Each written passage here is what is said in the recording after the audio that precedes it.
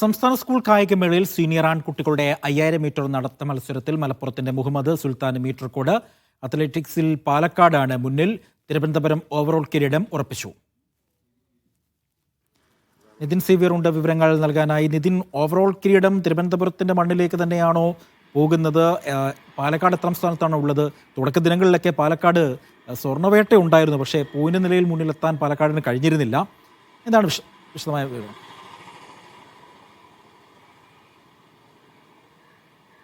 അജി, ഈ ആദ്യ ദിവസങ്ങളിൽ നടന്ന ഗെയിംസ് മത്സരങ്ങളിലും അക്വാട്ടിക് മത്സരങ്ങളിലും നടത്തിയ കടുത്ത ആധിപത്യം അല്ലെങ്കിൽ പൂർണ്ണ ആധിപത്യമാണ് തിരുവനന്തപുരത്തിന് മുഖ്യമന്ത്രിയുടെ പേരുള്ള ഓവറോൾ കപ്പ് ഇത്തവണയും നിലനിർത്തുന്നതിൽ ഏകദേശം സഹായകരമായിട്ടുള്ളത്. ഇനി മറ്റൊരു ജില്ല അല്ലെങ്കിൽ മറ്റൊരു ടീം തിരുവനന്തപുരത്തിന് മുകളിൽ പോകുമെന്ന് യാതൊരു സൂചനയും അല്ലെങ്കിൽ യാതൊരു പ്രതീക്ഷയുമില്ല. കാരണം 1300-ലധികം പോയിന്റ് നിലവിൽ തിരുവനന്തപുരം നേടിക്കഴിഞ്ഞിരിക്കുന്നു. രണ്ടാം സ്ഥാനത്തുള്ള തൃശ്ശൂർ 600 പോയിന്റിന് മാത്രമാണ് എത്തി നിൽക്കുന്നത്. തൊട്ടു പിന്നാലെ പാലക്കാടുമുണ്ട്. പാലക്കാടിന് അത്ലറ്റിക്സ് മത്സരങ്ങളിലെ മികവാണ് എറണാകുളത്തെയും കോഴിക്കോടിനെയും മറികടന്ന് ഓവറോളിൽ പാലക്കാടിനെ മൂന്നാം സ്ഥാനത്തേക്ക് എത്തിച്ചിരിക്കുന്നത്. ഏതായാലും 1338 പോയിന്റാണ് ഏറ്റവും ഒടുവിൽ വിവരം ലഭിക്കുമ്പോൾ തിരുവനന്തപുരം നേടിയിട്ടുള്ളത്.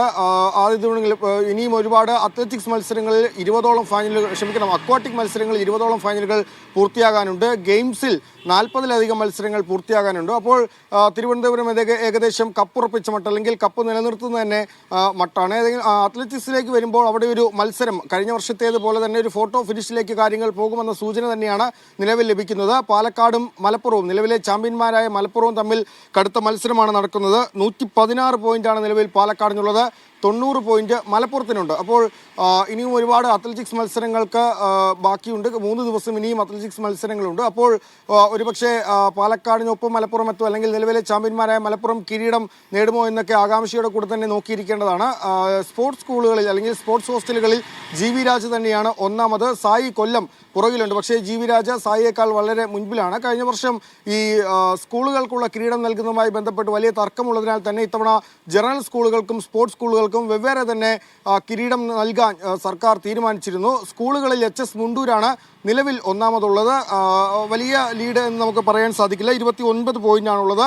25 പോയിന്റുമായി നിലവിലെ ചാമ്പ്യന്മാരായ ഐഡിയൽ കടകശ്ശേരിയും കഴിഞ്ഞ വർഷം രണ്ടാം സ്ഥാനത്തെത്തിയ നാവാമുകുന്ദ തിരുനാവായും തൊട്ടുപുറകിൽ തന്നെയുണ്ട്. അപ്പോൾ സ്കൂളുകളിലും ഒരുപക്ഷെ അവസാന നിമിഷം വലിയ ഒരു പോരാട്ടം അല്ലെങ്കിൽ ഒരു ഫോട്ടോ ഫിനിഷിലേക്ക് പോകാനുള്ള സാധ്യതയും നിലനിൽക്കുന്നുണ്ട്. ഇന്നിനി നടക്കാനിരിക്കുന്നതിൽ പ്രധാനപ്പെട്ടത് 200 മീറ്റർ ഫൈനലാണ്. 200 മീറ്ററിലെ വേഗരാജാവാര് 100 മീറ്റർ ഫൈനൽ മത്സരങ്ങളിലടക്കം വിജയികളായവരടക്കം ഈ 200 മീറ്ററിൽ മത്സരിക്കുന്നുണ്ട്. അപ്പോൾ 200 മീറ്ററിൽ വേഗരാജാവാര് ഇന്ന് ഏകദേശം വൈകിട്ടോടെ അറിയാൻ സാധിക്കും. പ്രധാനമായും എടുത്തു പറയേണ്ടത് പഴയ പ്രതാപത്തിലേക്ക് തിരിച്ചു വന്ന ചില സ്കൂളുകൾ, മുണ്ടൂര്, പുല്ലൂരമ്പാറ, പറളി പോലുള്ള സ്കൂളുകൾ തങ്ങളുടെ ആധിപത്യമുണ്ടായിരുന്ന ദീർഘദൂര ഓട്ടങ്ങളിലും മറ്റുമൊക്കെ അല്ലെങ്കിൽ ജമ്പിംഗ് ഇനത്തിലൊക്കെ വലിയ തിരിച്ചുവരവ് നടത്തിയപ്പോൾ കഴിഞ്ഞ കുറേ വർഷങ്ങളായി സ്പോർട്സ് മീറ്റിൽ മികച്ച പ്രകടനം കാഴ്ചവെച്ചുകൊണ്ടിരുന്ന കോതമംഗലം മാർബേസിലിന് വലിയ നേട്ടം സ്വന്തമാക്കാനായില്ല എന്നതും ഈ മീറ്റിന്റെ പ്രത്യേകതയാണ്. ഏതായാലും വരും ദിവസങ്ങളിൽ കൂടുതൽ മത്സരഫലങ്ങൾ വരുമ്പോൾ ഇതെല്ലാം മാറി മറയാനുള്ള സാധ്യതയുമുണ്ട്. അജി, ശരി. നിതിൻ സേവ്യറാണ് വിവരങ്ങൾ നൽകിയത് തിരുവനന്തപുരത്ത് നിന്നും.